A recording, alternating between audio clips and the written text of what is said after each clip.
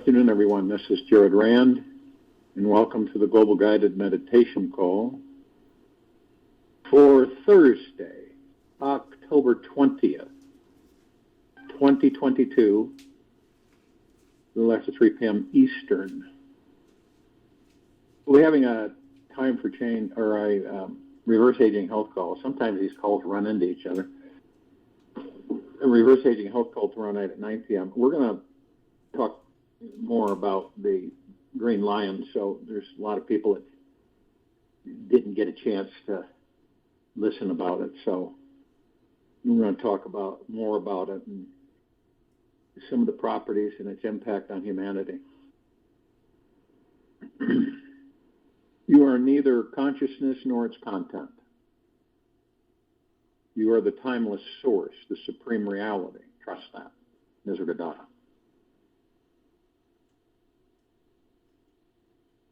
We're in a I would say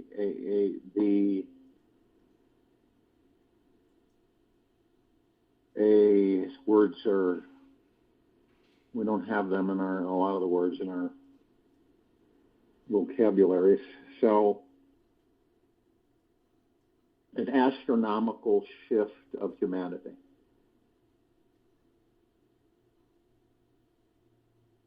Some of you, or maybe all of you, can feel the vibrational frequency in your heart core, your heart mind. And it's not like it's not something that has been detectable before.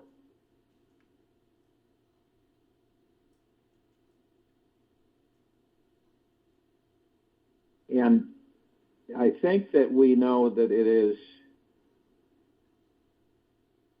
how do you do it? It's identifying through the heart mind of actually understanding that this catapults us as a civilization into just an absolute much higher frequency. And people will ask, is the frequency, is that it? I mean, is it going to stop somewhere and that's it? No, it's going to continue to increase. Now, the interesting thing is that, which I don't talk about much at all, I think I may have mentioned it briefly a few years ago, a handful of years ago.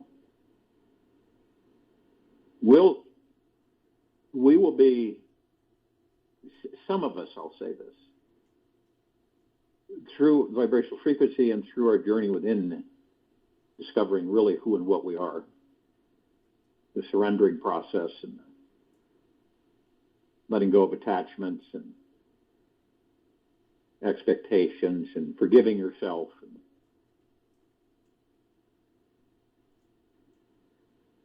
We will move into a fifth density frequency. This is what we're doing now. And people ask, what happened to fourth? We've already gone through fourth. The fourth basically is discovering that many things that have never been revealed on this planet on such a wide, broad scale are being revealed. More and more consciousness is opening.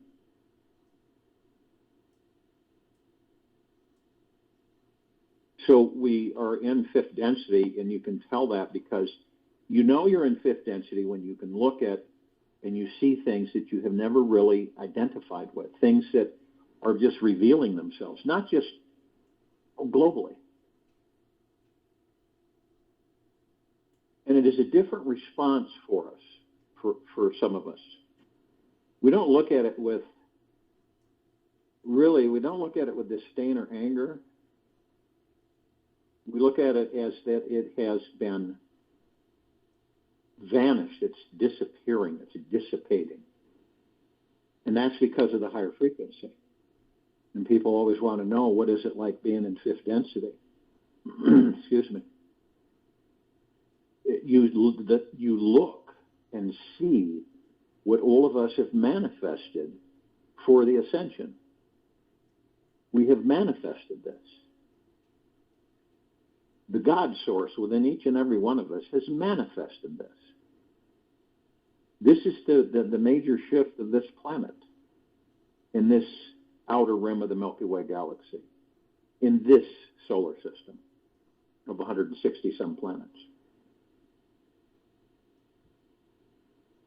And this is, so when you have fifth density, all of the 3D, the third density,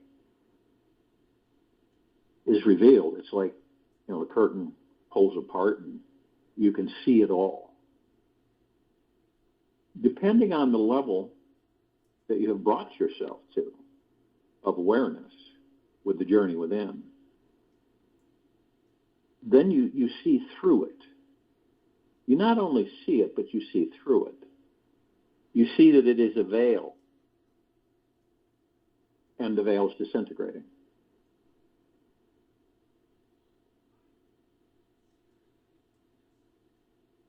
And there isn't really some that are not really too awake believe that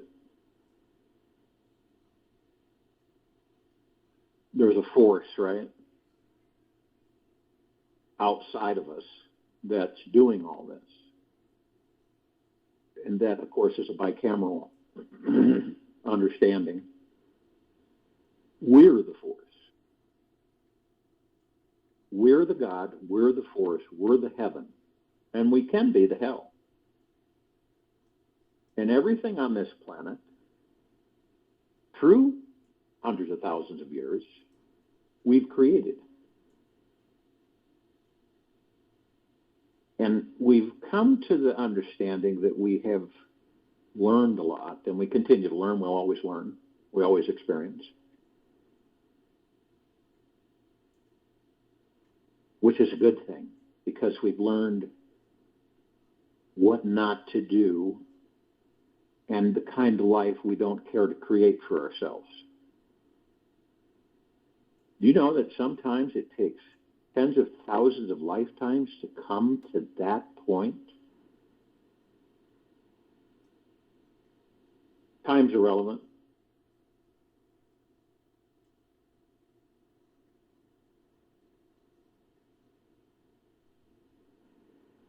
You are neither consciousness nor its content. You are the timeless source, the supreme reality. Trust that. That is crucial for this civilization. Those of us who have awakened, and there really isn't a race, and we're all part of the one. So if someone's asleep, it doesn't mean they're behind the eight ball or that they're losing anything. It's just that they have not awoken yet.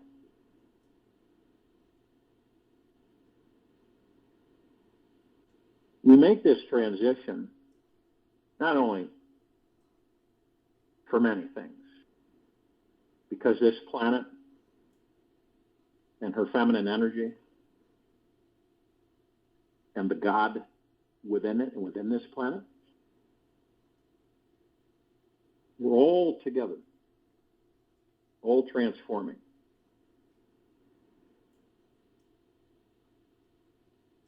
And beginning to grasp the fact that we created it. Not an ego mind thing. It's heart-mindedness. It's an ease. It is a deep gratitude, a deep eternal love for ourselves and who and what we are. How often do we worry about our futures?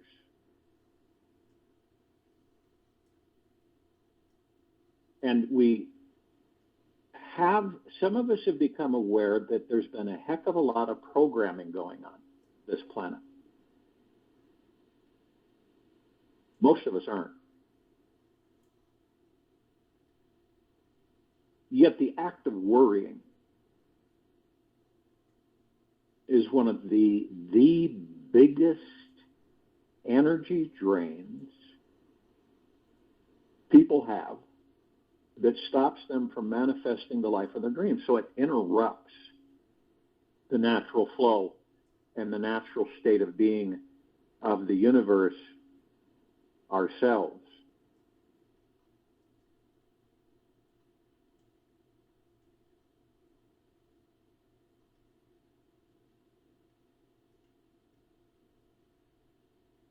And worry is a lot, in an analogy, worry is a lot like TV.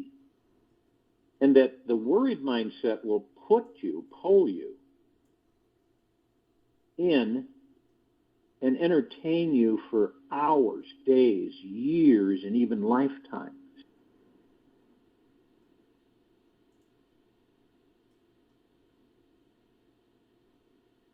When you understand, and you write this down or you memorize it, worrying is praying for what you don't want to manifest, and is exactly how we create what we don't want in this life.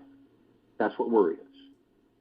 Worrying is praying for what we don't want to manifest, and is exactly how we create what we don't want in this life. And if we are always putting energy into what we don't want to happen, how much energy is left to meditate on and feel what we do want? Not much. Not much at all. When we spend our time hoping and wishing that we don't experience something, the universe just hears that as something we really need to experience.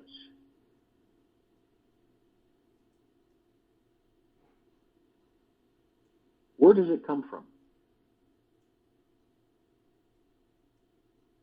Where does worry come from? It stems from not trusting our personal connection to this universe. It is created from being attached to some positive and negative idea about a future situation.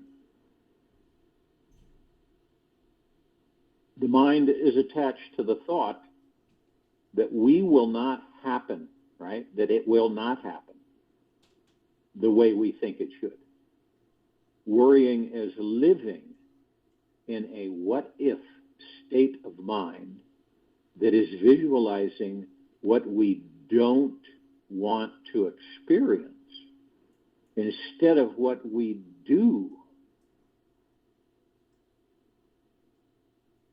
And when we're worried, we have stopped appreciating, trusting, and are focusing on fear. What might or might not occur is ultimately up to the universe in the end. And our main job, if you want to call it that, is to raise our vibration so that we do our little part in making the planet a more enjoyable place and inadvertently attracting the highest possible people and situations into our lives.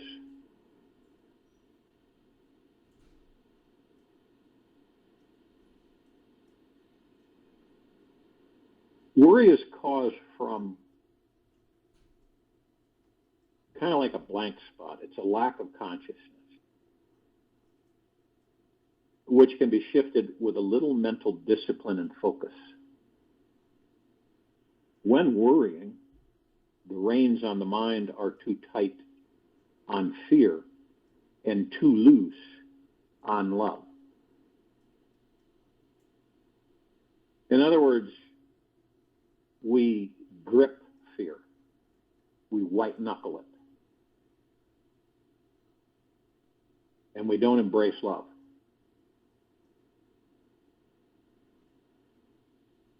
You can kind of call it the mental horses of the mind run wild when worry is present and you end up getting pulled down roads you never wanted to go down.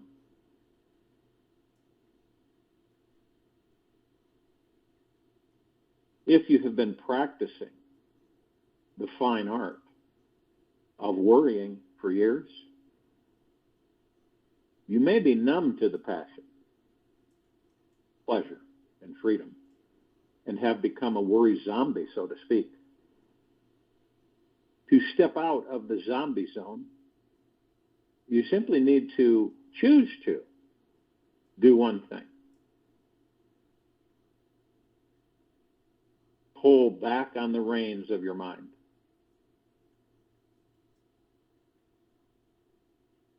I don't know if you've ever been horseback riding. You know what that feels like, right? When you have the reins and the bit in the mouth of the horse, and in order to control the horse to a certain degree, sometimes you have to pull back on the reins. If you don't, the horse will do what it wants to do. So you're pulling back the reins of your mind. You steer those addicted horses back to their pleasure pastures. In other words, your mind is the horses. And by staying focused on trust and feeling the positive outcome you really want, you'll soon find that the mind is much happier, and its worried approach to living will leave your life stable.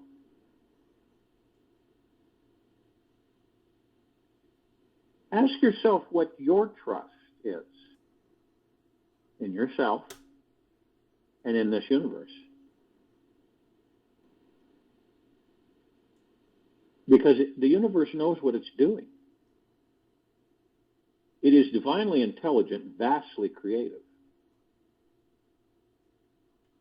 Now, what if the future was 100% perfect, exactly as it showed up, and there was nothing any of us could do about it? Say that you could see the bigger picture of the next 100 years of your life and know that there was absolutely nothing that any of us needed to change for it to learn what our souls came here to learn. How would it feel to us, with us?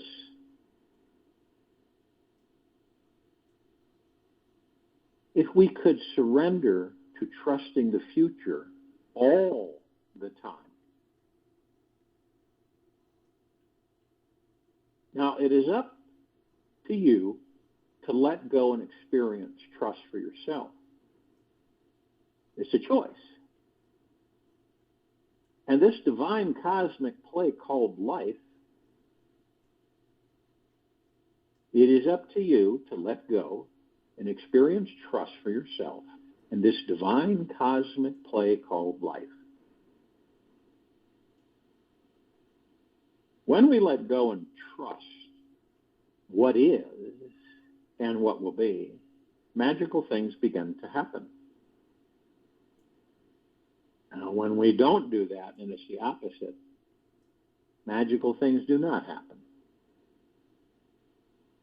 This universe will start answering our every request because we are in alignment with what is, instead of trying to change, control, or conquer what is destined to be.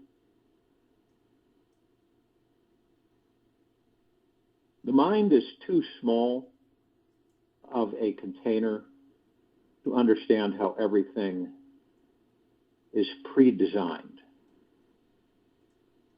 But it doesn't mean you cannot review the design and shift and change it, but in its current state,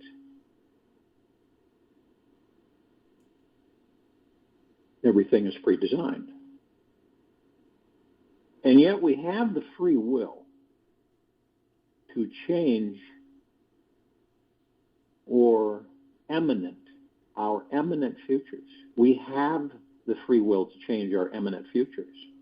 The future is not and never has been set in stone. That's the way we designed it. It is written in the sand, which is ironically is what allows the mind to experience the energy of worry in the first place. You imagine that if everything was set in stone, there would be no way we could grow and have the grand experience of shifting from love to fear.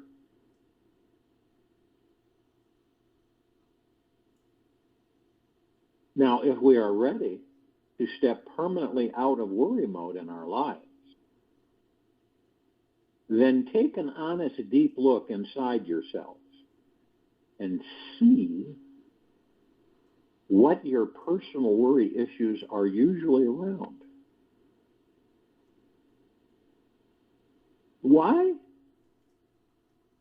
are you so attached to these issues and not the other issue?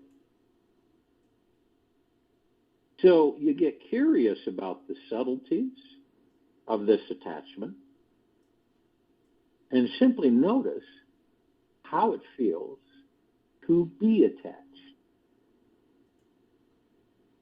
Then we move to the next step, and that is replacing worry with wonder and being curious about what these hurting parts inside you truly need. After you find out what they are missing, and they could be missing love, trust, appreciation, gentleness, kindness, generosity, humbleness, then let them feel what they need to feel. Feel a sense of wonder inside about everything inside you. Constantly refocus your mind on being curious about what it discovers is true and real. Every time the mind goes into worry, automatically replace it with wonder. It's a very simple switch. The instant you begin worrying in your life, switch to wonder, and your life will become absolutely wonderful.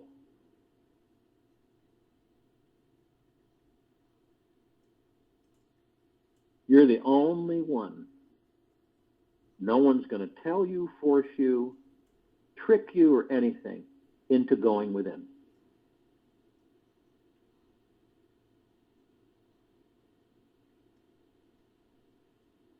When you look outside of you, you see everything around you.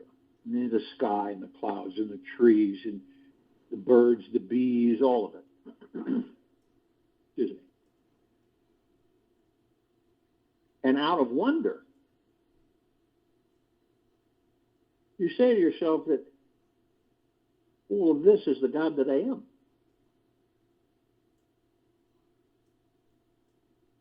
I created all of this. And you did. All of us did. And we continue to do. And we will continue for infinity. It's the knowing. The knowing is halfway there. It's the knowing that we have. The relationship completely shifts.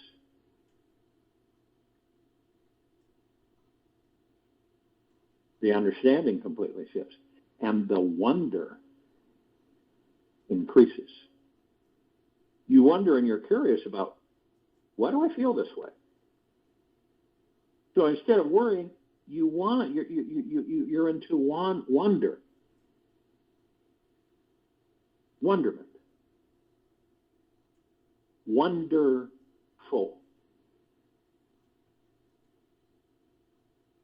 And so you ask yourself, what is this worry? I'm curious about this worry I'm having. I want to look at it closer and to see why I'm having this worry. What is it? The core of it. You'll be amazed on what you discover.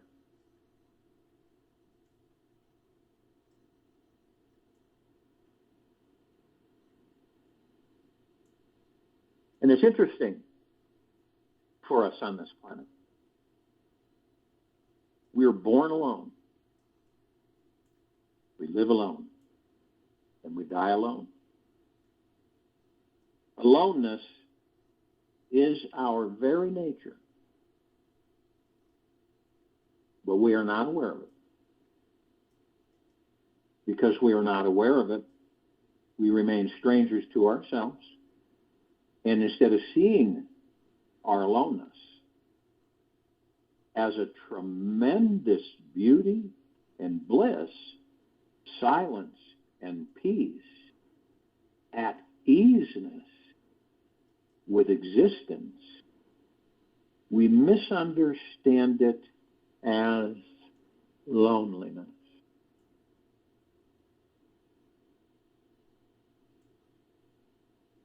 Loneliness is a misunderstood aloneness.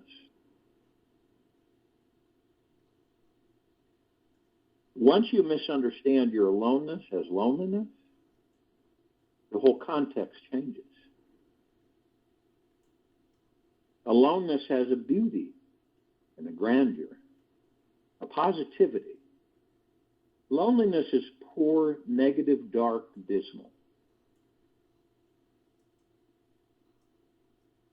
Loneliness is a misunderstood aloneness.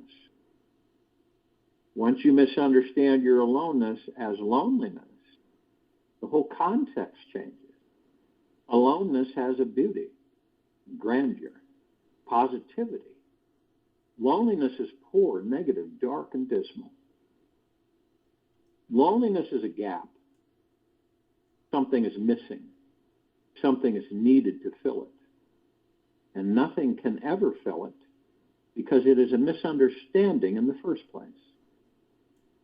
See, this is our curiosity. We look at things like the worry and what is this worry about? And discovery. And as we grow older, the gap also grows bigger.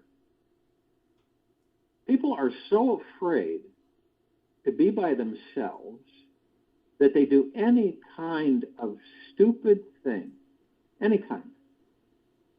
I've seen people playing cards alone. Okay, have you ever done that? Or have you ever seen it? Have you ever done that yourself or ever seen it? As we grow older, the gap also grows bigger. People are so afraid to be by themselves that they do any kind of stupid thing. And I have seen people playing cards alone. The other party is not there. They have invented games in which the same person plays cards from both sides. Those who have known aloneness say something absolutely different.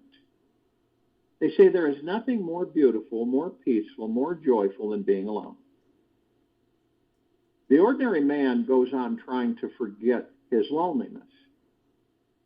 And the meditator starts getting more and more acquainted with his aloneness. He has left the world. He has gone to the caves, to the mountains, to the forest, just for the sake of being alone. He wants to know who he is in the crowd. And in the crowd, it's difficult. There are so many disturbances. And those who have known their aloneness have known the great blissfulness possible to human beings.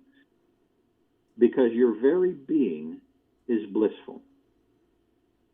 After being in tune with your aloneness, you can relate. Then your relationship will be and bring great joys to you. Because it is not out of fear. Finding your aloneness, you can create. You can be involved in as many things as you want, because this involvement will not anymore be running away from yourself.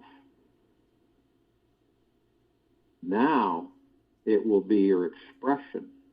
Now It will be the manifestation of all that is your person, your potential. But the first basic thing is to know your aloneness absolutely. So I remind you, don't misunderstand aloneness as loneliness.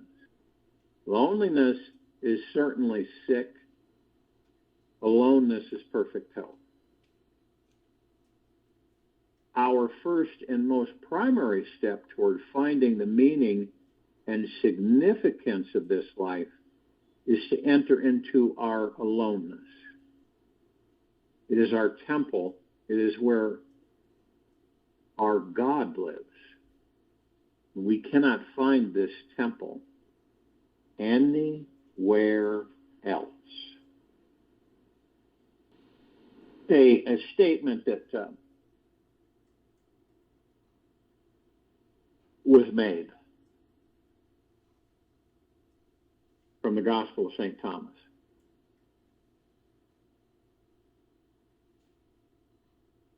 Deeply eternal loving are the solitary and elect. For you shall find the kingdom. For you shall find the kingdom. And because you come from it, you shall go there again. What's the kingdom? The God that you are in that body. That's the kingdom.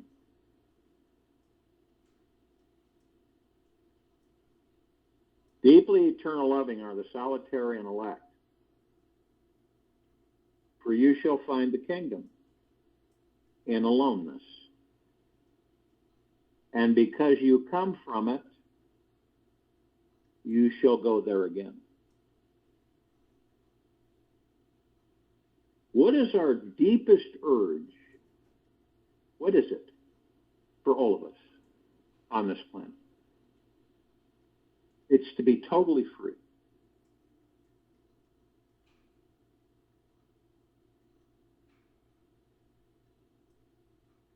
Now, freedom has been called many things. Freedom, moksha.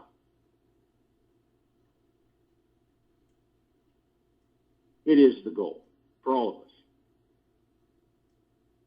It's been called the kingdom of God.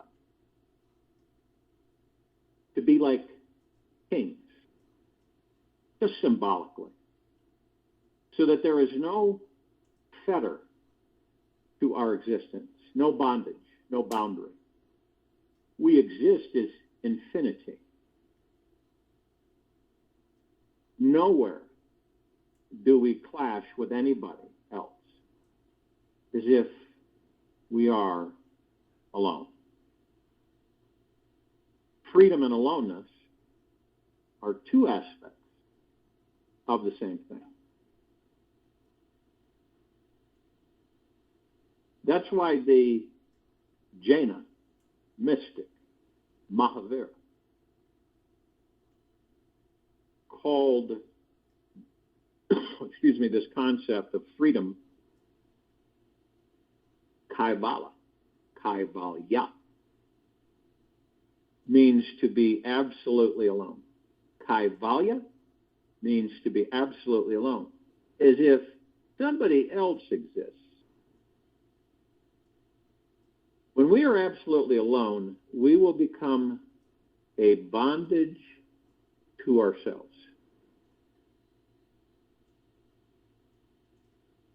Where nothing else is there, who will be the other?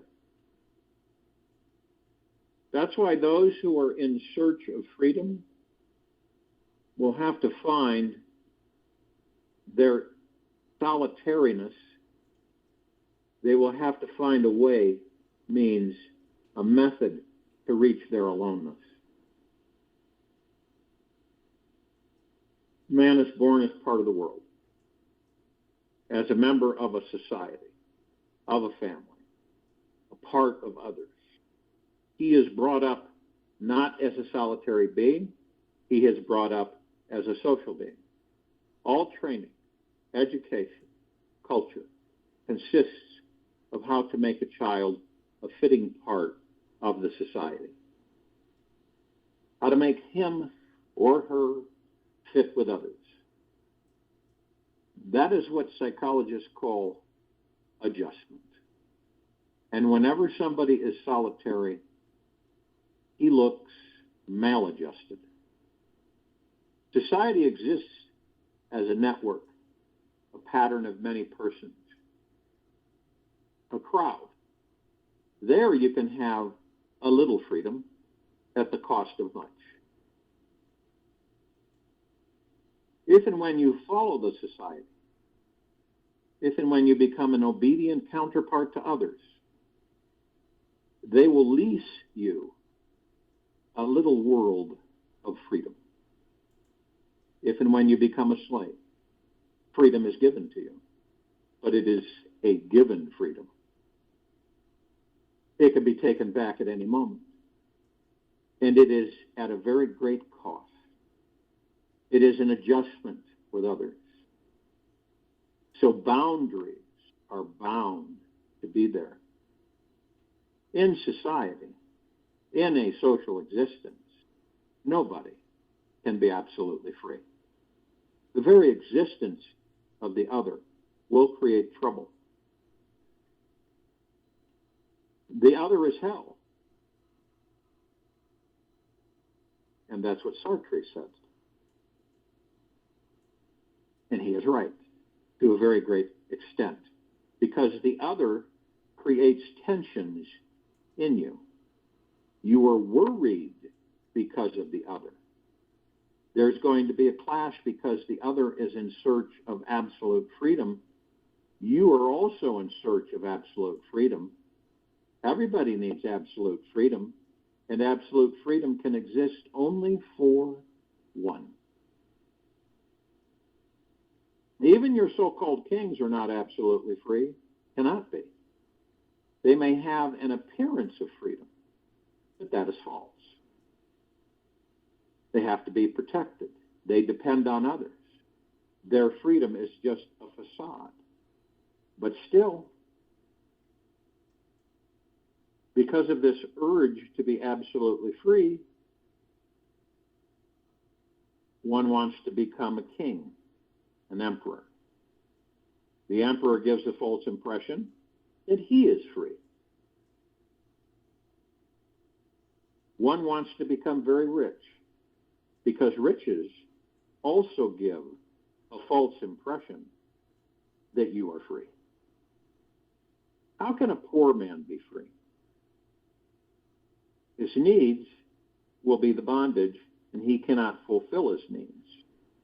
Everywhere he moves, he comes to a wall which he cannot cross, hence the desire for riches. Deep down is the desire to be absolutely free, and all other desires are created by it. But if you move in false directions, you can go on moving, but you will never reach the goal because from the very beginning, the direction has gone wrong. You missed the first step.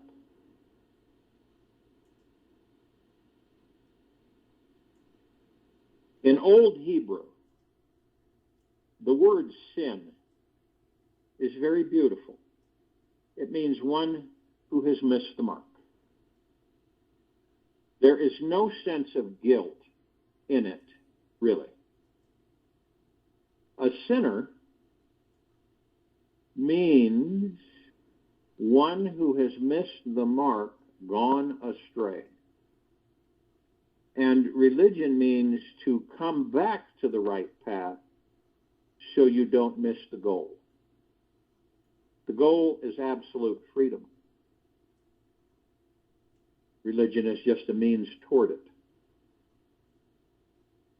That's why we have to understand that real religion exists as an anti-social force. And I emphasize real religion.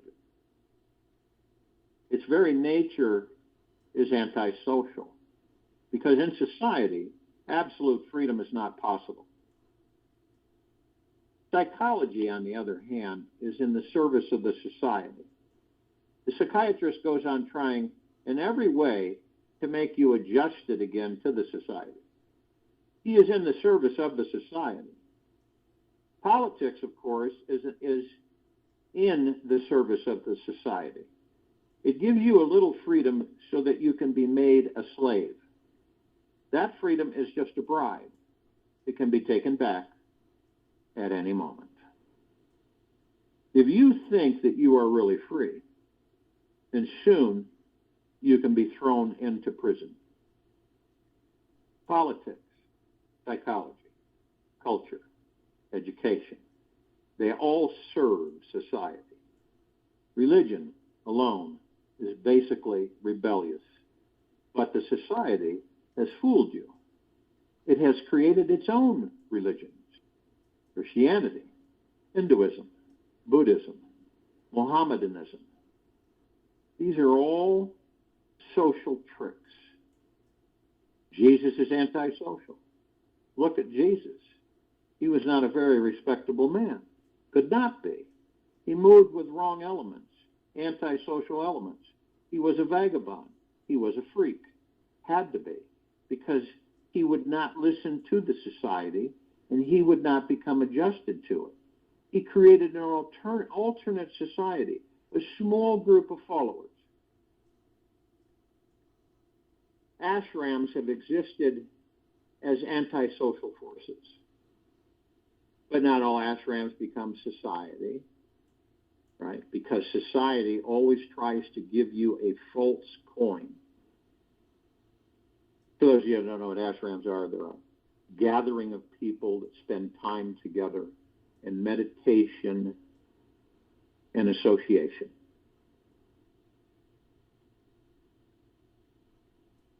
If there are 100 ashrams where there may be one, then there may be one. And that, too, only perhaps, that is a real ashram, because that one will exist as an alternative society against this society, against this nameless crowd. Schools have existed, for example, Buddhist monasteries in Bihar, which try to create a society that is not a society at all. They create ways and means to make you really and totally free. No bondage on you, no discipline of any sort, no boundaries. You are allowed to be infinite, to be the all.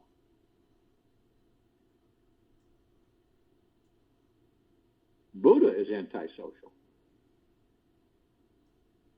But Christianity is not antisocial. Buddhism is not antisocial. Society is very cunning. It immediately absorbs even antisocial phenomenon into the social. It creates a facade, gives you a false coin, and then you are happy. Just like small children who have been given a false plastic breast, a pacifier. They go on sucking it, and they feel they are being nourished. It will soothe them, of course. They will fall into sleep. Whenever a child is uneasy, this has to be done. A false breast has to be given. He sucks, believing that he is getting nutrition. He goes on sucking. And then sucking becomes a monotonous process. Nothing is moving in, just sucking. And it becomes like a mantra. Then he falls into sleep. Bored, feeling sleepy, he goes into sleep. Buddhism, Christianity, Hinduism, and all other isms that have become established religions are just pacifiers. They give you consolation. They give you a good sleep. They allow a soothing existence in this torturing slavery all around. They give you a feeling that everything is okay, nothing is wrong. They are all like tranquilizers. They are drugs. It is not only LSD that is a drug. Christianity is also and a far more complex and subtle drug, which gives you a sort of blindness. You cannot see what is happening. You cannot feel how you are wasting your life. You cannot see the dis-ease that you have accumulated through many existences. You are sitting on a volcano, and they go on saying that everything is okay. God is in heaven, and government is on earth. Everything is okay. And the priests go on saying to you, you need not be disturbed. We are here. And the priests go on saying to us, you need not be disturbed. We are here. Simply leave everything in our hands, and we will take care of you in this world and in the other also. And you have left it to them. That's why you are in misery. Society cannot give you freedom. It is impossible because society cannot manage to make everybody absolutely free. Then what to do? How to go beyond society? That's the question for a religious person. But it seems impossible. Wherever you move, society is there. You can move from one society to another, but society will be there. You can even go to the Himalayas. Then you will create a society there. You will start talking with the trees because it is so difficult to be alone. You will start making friends with the birds and the animals. Sooner or later, there will be a family. You will wait every day for the bird who comes in the morning and sings. Now you don't understand that you have become dependent. The other has entered. If the bird doesn't come, you will feel a certain anxiety. What has happened to the bird? Why has he not come? Tension enters. And then this is not in any way different from when you were worried about your wife or worried about your child. This is not in any way different. It is the same pattern as the other. Even if you move to the Himalayas, you create society. Something has to be understood. Society is not outside of us.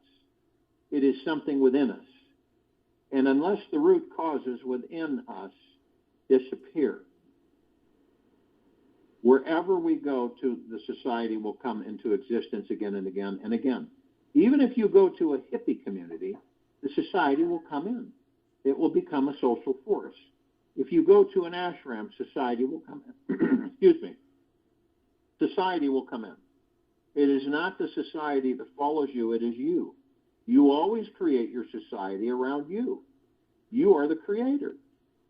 Something in you exists as a seed which creates the society. This shows really that unless you are transformed completely, you can never be beyond or go beyond society. You will always create your own society. And all societies are the same, forms. Forms may differ, but the basic pattern is the same. Why can't you live without society? There is the rub. Even in the Himalayas, you will wait for somebody. You may be sitting under a tree and you will wait for someone, a traveler, a hunter, who passes by on the road. And if somebody comes by, you will feel a little happiness coming to you. Alone, you become sad. And if a hunter comes, you will gossip. You will ask, what is happening in the world? Have you got the latest newspaper? Or, give me news. I am hungry and thirsty for it. Why? Roots have to be brought up into the light so that you can understand. One thing, you need to be needed. You have a deep need to be needed. If nobody needs you, you feel useless, meaningless. And if somebody needs you, they give you significance. You feel important. You go on saying, I have to look after the wife and the children. As if you are carrying them as a burden. You are wrong. You talk as if it is a great responsibility and you are just fulfilling a duty. You are wrong. Just think if the wife is not there and the children have disappeared. What will you do? Suddenly you will feel your life has become meaningless because they needed you. Small children, they waited for you. They gave you significance. You were important. Now that nobody needs you, you will shrink. Because when nobody needs you, nobody pays attention to you.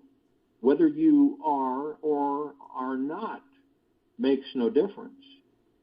The whole of psychoanalysis and its business depends just on listening.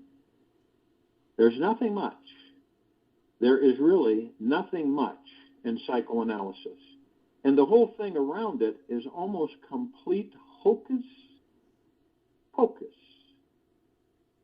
But why does it go on? A man pays you so much attention, and not an ordinary man, a famous psychiatrist, well-known, who has written many books. He has treated many well-known people. So you feel good. Nobody else listens to you, not even your wife. Nobody listens to you. Nobody pays any attention to you. You move in the world as a non-entity, a nobody. And you pay so much to the psychiatrist. It is a luxury. Only very rich people can afford it. But why do they do what they do? They simply lie down on the couch and talk. And the psychoanalyst listens. But he listens. He pays attention to you. Of course, you have to pay for it, but you feel good. Simply because the other is paying attention to you, you feel good. You walk differently out of his office. Your quality has changed. You have a dance in your feet. You can hum. You can sing. It may not be forever. Next week, you will have to come again to his office. But when somebody listens to you, pays attention to you, he is saying, you are somebody. You are worth listening to. He doesn't seem bored. He may not say anything, but even so, it is very good. You have a deep need to be needed. Somebody must need you. Otherwise, you don't have any ground under your feet. Society is your need. Even if somebody fights with you, it is okay. Better than being alone, because at least he pays attention to you. The enemy, you can think about him. Whenever you are in love, look at this need. Look at lovers. Watch, because it will be difficult if you yourself are in love. Then to watch is difficult because you are almost crazy. You are not in your senses. But watch lovers. They say to each other, I love you. But deep down in their hearts, they want to be loved. To love is not the thing to be loved. To be loved is the real thing. And they love just in order to be loved. And the basic thing is not to love. The basic thing is to be loved. That's why lovers go on complaining against each other. You don't love me enough. Nothing is enough. Nothing can ever be enough because the need is infinite. Hence, the bondage is infinite. Whatsoever the lover is doing, you will always feel something more is possible. You can still hope more. You can still imagine more. And that is lacking. And then you feel frustrated. And every lover thinks, I love, but the other is not responding well. And the other thinks in the same term. What is the matter? Nobody loves. And unless you become a Buddha, you cannot love. Because only one whose need to be needed has disappeared can love.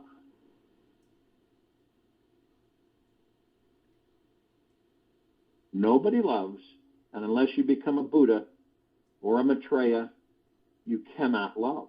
Because only one whose need to be needed has disappeared can love. I'll join you in a meditation, and I'll return to close us out.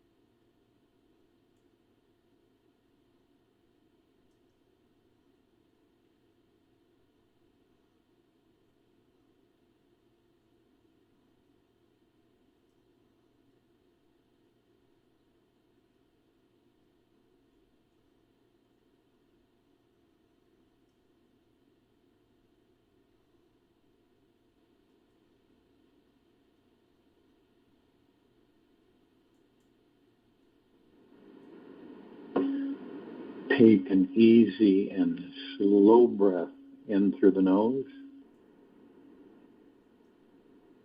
and an easy and slow breath out of the mouth.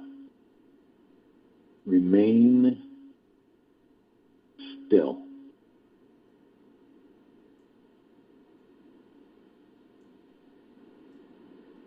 Finding inner peace, being alone, is the gateway to freedom and is the foundation of every spiritual awakening. So I invite you to take this weekend coming up to be completely alone and relax. Find a very quiet, peaceful place where you can simply be yourself and discover a deeper state of peace inside.